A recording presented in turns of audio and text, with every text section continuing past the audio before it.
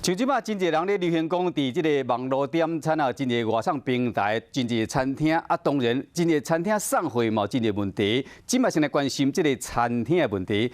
网络有一个新日本餐厅，是一间伫个工程行内面，这是高雄市三民区一个外送业者，和民众建议讲，伫徛去工程行内面做一寡餐点，环境卫生无好，质疑讲伊无登记是非法的经营。卫生局一个接到消息了去稽查，虽然讲伊无违法，抑过有开出10多项需要改进的所在。另外，彰化县有一间这行啊来经营外送餐厅，互人斗讲暗时营业时有够吵甲厝边隔壁咧困袂去。进前环保局甲卫生局拢捌去稽查过，即马餐厅已经停业啊。网络顶的餐点看起来真好食，外送平台热门餐厅无想到做餐的所在是伫遮。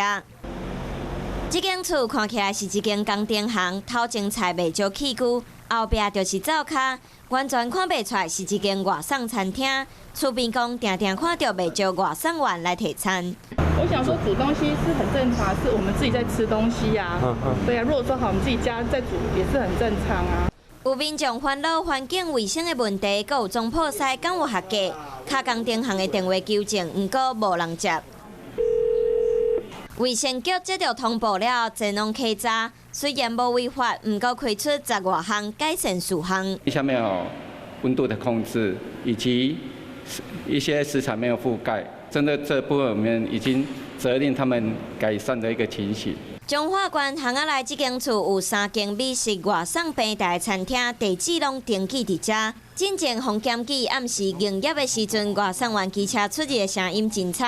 卫生局和环保局拢有来稽查，要求改善。不过业者已经选择先停业。